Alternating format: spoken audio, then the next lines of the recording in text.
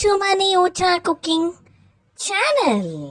ಇವತ್ತು ನಾವು ತುಂಬಾ ಸಿಂಪಲ್ ಆದ ರೆಸಿಪಿ ಬೀಟ್ರೂಟ್ ಪಲ್ಯ ಡಿಫರೆಂಟ್ ಆಗಿ ಮಾಡೋದು ಹೇಗೆ ಎಂದು ನೋಡೋಣ ಬನ್ನಿ. ಮೊದಲು ಒಂದು ಕುಕ್ಕರ್ಗೆ ಸಣ್ಣಕ್ಕೆ ಹೆಚ್ಚಿರುವ ಬೀಟ್ರೂಟ್ ಅನ್ನ ಹಾಕೊಂತಾ ಇದೀವಿ. ಇವತ್ತು ನಾವಿದು 2 ಬೀಟ್ರೂಟ್ ನ ಯೂಸ್ ಮಾಡ್ಕೊಂಡು ಮಾಡ್ತಾ ಇದೀವಿ.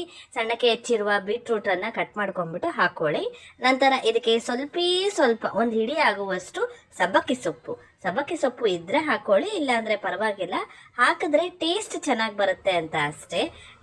ಡಿಫ್ರೆಂಟ್ ಟೇಸ್ಟ್ ಬರುತ್ತೆ. ಇದು ಚಪಾತಿಗೆ ಪ್ಲಸ್ ದೋಸೆಗೂ ಸಹ ತುಂಬಾ ಚೆನ್ನಾಗಿರುತ್ತೆ. ಈ ತರ ಒಂದ್ಸತಿ ಟ್ರೈ ಮಾಡಿ ನೋಡಿ, ಮಕ್ಕಳು ಸಹ ತಿಂತಾರೆ. ತುಂಬಾ ಒಂಥರ ಸ್ವೀಟಿಶ್ ಆಗೋ ಇರಲ್ಲ, ಚೆನ್ನಾಗಿರುತ್ತೆ. ಸ್ವಲ್ಪ ಇವಾಗ ಸಬ್ಬಕ್ಕಿ ಸೊಪ್ಪು ಹಾಕ್ಬಿಟ್ಟು ಇದು ಮುಳುಗೋ ಅಷ್ಟು ನೀರನ್ನ ಹಾಕ್ಬಿಟ್ಟು ಒಂದು ವಿಜಿಲ್ ಕೂಗಿಸ್ಕೊಂತಾ ಇದೀವಿ ನಾವು. ಬೀಟ್ರೂಟ್ ಮುಳುಗೋ ಅಷ್ಟು ನೀರು ಹಾಕ್ಬಿಟ್ಟು ಒಂದು ವಿಜಿಲ್ ಕೂಗಿಸ್ಕೊಂಡು ಸೈಡ್ಗೆ ಎತ್ತಿಟ್ಕೊಳ್ಳಿ. ಒಂಚೂರು ಉಪ್ಪು ಹಾಕಿ ನೀರು ಹಾಕ್ಬಿಟ್ಟು ಒಂದು ವಿಜಿಲ್ ಕೂಗಿಸ್ಕೊಂಡು ಸೈಡ್ಗೆ ಎತ್ತಿಟ್ಕೊಳ್ಳಿ. ನಂತರ ಒಂದು ಪ್ಯಾನಿಗೆ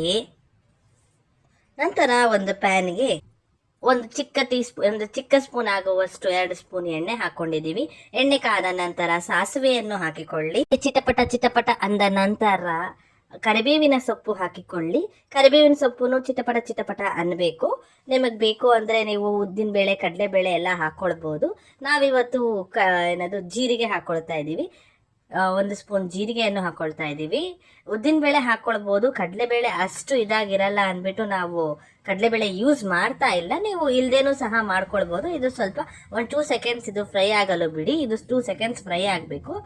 ಹಾಕಿದ್ರೆ ಅಲ್ಲಲ್ಲಿ ಸ್ವಲ್ಪ ಮಕ್ಕಳು ಇಷ್ಟಪಡ್ತಾರಲ್ಲ ಉದ್ದಿನ ಬೇಳೆ, ಕಡಲೆಬೇಳೆ ಎಲ್ಲ, ಅವ್ರಿಗೆ ಬೇಕು ಅಂದ್ರೆ ಹಾಕೊಳ್ಳಿ, ಇಲ್ಲ ಅಂದ್ರೆ ಬೇಡ. ಇದು ಕಂಪ್ಲೀಟ್ಲಿ ಆಪ್ಷನಲ್ ಅದು.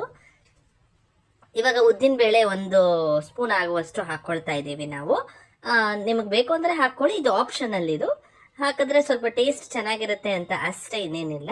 ಇದೆಲ್ಲ ಸ್ವಲ್ಪ ಲೈಟ್ ಗೋಲ್ಡಿಶ್ ಬ್ರೌನ್ ಟರ್ನ್ ಆಗೋವರೆಗೂ ಸ್ವಲ್ಪ ಫ್ರೈ ಮಾಡ್ಕೊಳ್ಬೇಕು. ಸಣ್ಣಕ್ಕೆ ಹೆಚ್ಚಿರುವ ಈರುಳ್ಳಿಯನ್ನು ಹಾಕೊಳ್ತಾ ಇದ್ದೀವಿ. ಈರುಳ್ಳಿನೂ ಸಹ ಹಾಕ್ಬಿಟ್ಟು ಅದು ಚೆನ್ನಾಗಿ ಲೈಟ್ ಗೋಲ್ಡಿಶ್ ಬ್ರೌನ್ ಟರ್ನ್ ಆಗೋವರೆಗೂ ಫ್ರೈ ಮಾಡ್ಕೊಳ್ಬೇಕು.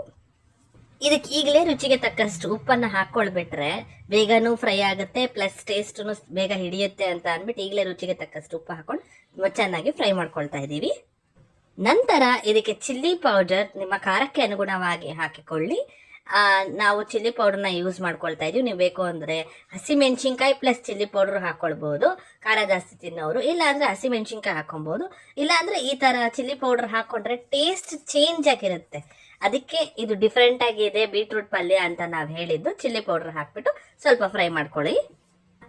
ನಾವು ಬೇಯಿಸಿರ್ತೀವಲ್ವಾ ಈ ಬೀಟ್ರೂಟ್ ಮತ್ತೆ ಸಬ್ಬಕ್ಕಿ ಸೊಪ್ಪನ್ನ, ಅದನ್ನು ಹಾಕ್ಬಿಟ್ಟು ಒಂದು 5ರಿಂದ 10 ನಿಮಿಷ ಚೆನ್ನಾಗಿ ಫ್ರೈ ಆಗಬೇಕು. ಅವಾಗಲೇ ಉಪ್ಪು ಖಾರ ಎಲ್ಲ ಹಿಡಿಯೋದು ಇದಕ್ಕೆ.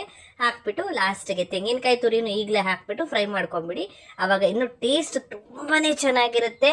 ಈ ಥರ ಒಂದ್ಸತಿ ಟ್ರೈ ಮಾಡಿ ನೋಡಿ, ತುಂಬಾ ಟೇಸ್ಟ್ ಆಗಿರುತ್ತೆ. ನೀವು ಇದನ್ನ ಚಪಾತಿಗೆ, ದೋಸೆಗೂ ಸಹ ಚೆನ್ನಾಗಿರುತ್ತೆ. ಮಕ್ಕಳಿಗೂ ಸಹ ತುಂಬಾ ಇಷ್ಟಪಟ್ಟು ತಿಂತಾರೆ ಮಕ್ಕಳು. ಈ ಥರ ಒಂದ್ಸತಿ ಟ್ರೈ ಮಾಡಿ ನೋಡಿ. ಅಷ್ಟೇ, ಬೀಟ್ರೂಟ್ ಪಲ್ಯ ಸವಿಯಲು ಸಿದ್ಧ. ಮಾಡ್ಕೊಳ್ಳಿ, ತಿನ್ಕೊಳ್ಳಿ. ನಿಮಗೇನಾದರೂ ನಮ್ಮ ಚಾನಲ್ ಇಷ್ಟವಾದಲ್ಲಿ ಪ್ಲೀಸ್ ಲೈಕ್, ಶೇರ್, ಸಬ್ಸ್ಕ್ರೈಬ್ ಮಾಡಲು ಮಾತ್ರ ಮರಿಬೇಡಿ. Thank you for watching.